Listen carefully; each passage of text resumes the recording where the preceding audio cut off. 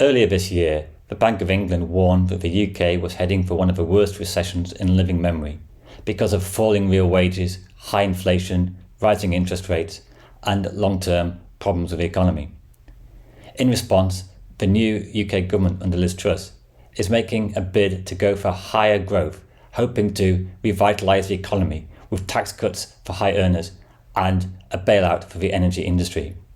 Will these policies work?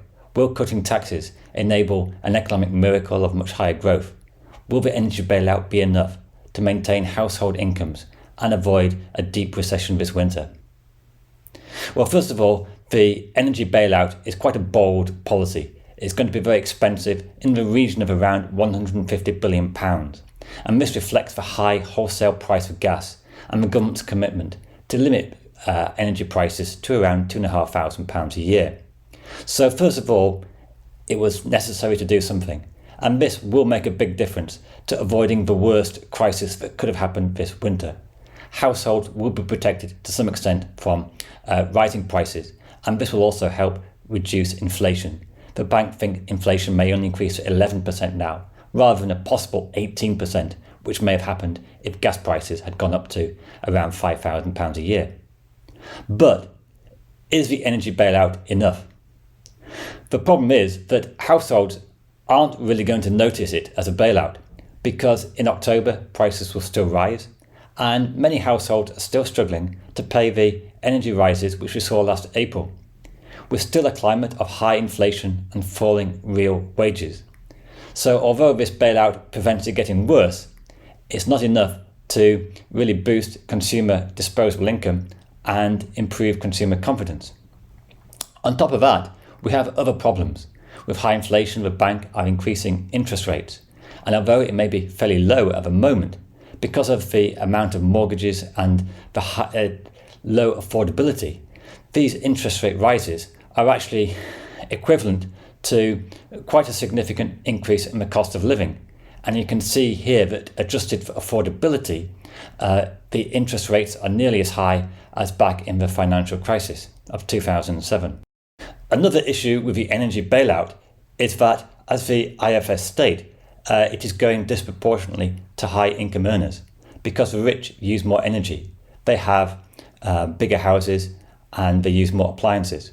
So one problem with the energy bailout is that the huge cost goes disproportionately to higher income earners, and yet it is the average taxpayer which will have to pay it back in future years.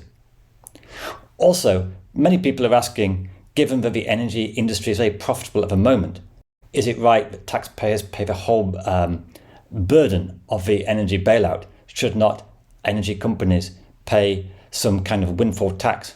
And also, there's a good case to say we should decouple the price of electricity from gas, because at the moment the price of electricity is determined by the highest, most expensive input, which at the moment is gas-powered electric.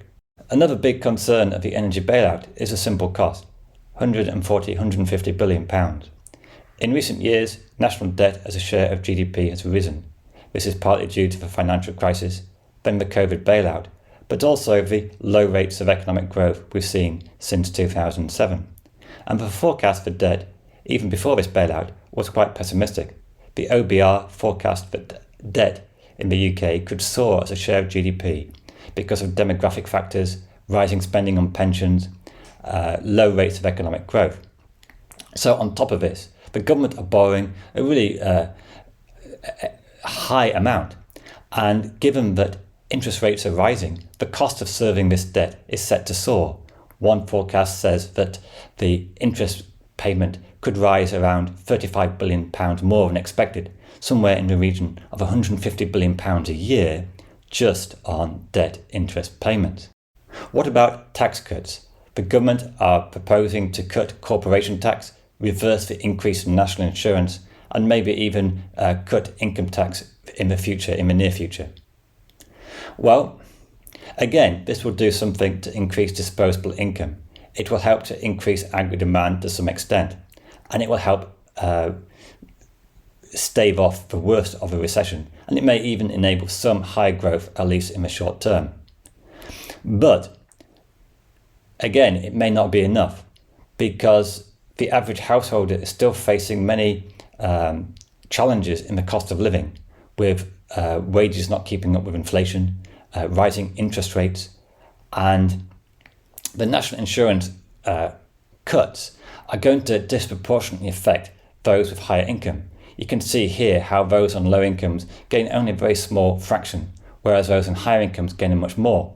Now, this is important from an equity point of view, but also from a macro perspective, because high income earners are more likely to save for tax cut. They're not under great pressure to spend. And if you wanted to really boost spending and growth, it would be better to target expansionary fiscal policy towards those on low incomes, because they would make a big difference. If you gave more benefits or tax cuts to low income earners, they almost certainly will spend a very high percentage of it. Do tax cuts boost economic growth? The IFS state that relying on tax cuts to boost economic growth is hopeful at best. And the problem is that the low rates of growth we've seen since 2007, I would say, are structural rather than demand-based. We've had low growth in productivity. Business has been reluctant to invest. There isn't the same technological progress in the UK in adoption of new technology. Since 2007, we have tried monetary stimulus, but this has failed to lead to any real economic growth and only a very small rise in real wages. So will tax cuts reverse this? I don't think they will, because they're poorly targeted, but more importantly, the long-term growth depends on much more than simple tax cuts. So the government might argue this is why they're cutting corporation tax, because they do recognise there needs to be more business investment, but has been very weak in recent years. But the evidence that lower corporation tax boosts investment and growth is very weak. The UK already has one of the lowest corporation tax in the G7, and recent cuts have done little to boost investment. Business investment is much more dependent upon things such as business confidence, certainty, and at the moment, the main block to business investment is things like uncertainty, the impact of Brexit, low demand, and high business costs. So although the energy bailout for business and the cutting corporation tax will help to some extent, it is not the magic bullet that will suddenly enable the UK to grow faster.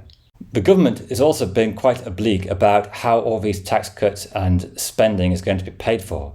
And they say that it should be borrowing now, and the tax cuts will enable high growth in the future. The tax cuts will pay for themselves. So there's a few things here that the idea that tax cuts pay for themselves is often repeated amongst certain supply-side trickle-down economists, but there's limited evidence this actually happens. Now, you might get a right-wing leaning economist like Greg Mankiw who claims a third of tax cuts may pay for themselves for high growth. A left-leaning economist like Paul Krugman is much more sceptical. They say that the idea tax cuts pay for themselves is the ultimate zombie idea. No matter how many times disproved, it doesn't fade away because some politicians like to believe it is true. So with regard to debt, this is now actually becoming a real issue for the UK economy. In the 15 years post-2007, interest rates were close to zero. It was very cheap to borrow. There was high demand for buying UK government debt. But now that interest rates are rising and the pound is sliding, pound is falling, that the markets will be starting to look much more closely at UK government borrowing. And when there is this unsustainable path of borrowing, unfunded tax cuts with no plan to reduce debt as a share of GDP and keep changing fiscal rules, it will make markets concerned, and interest rates on debt may start to increase even more. But there is a risk also that with a high borrowing, high unfunded borrowing, that it puts more downward pressure on sterling, as investors may be less willing to save in the UK, especially now that interest rates are lower than the US, which is doing better. The economic policies of Liz Truss is rather reminiscent of Ronald Reagan economics. Not so much Mrs. Thatcher, because in the 1980s Mrs. Thatcher cut income tax, but she was also concerned about the budget deficit and she rose VAT to pay for the income tax cuts. Ronald Reagan in the early 80s, he cut taxes quite aggressively and financed it through borrowing, but it's actually led to a boom in the economy in the 1980s. So their tax cuts were effective in increasing growth. But although there's some similarities with Reagan in the 80s, I do feel we're in a different situation now. There isn't the same trend rate of economic growth in the UK, and I don't think we're going to see a booming economy because of this. And in fact, the UK may still be pushed into recession because of high interest rates, cost of living, and the fact that tax cuts are not particularly well targeted. Also, I feel that businesses aren't going to be placated by cutting corporation tax. They were actually hoping for tax breaks on investment. But more than anything, investment by firms depends on their outlook, and the uncertainty over trading arrangements and the perceived decline in the UK standing in the world is definitely holding back some business.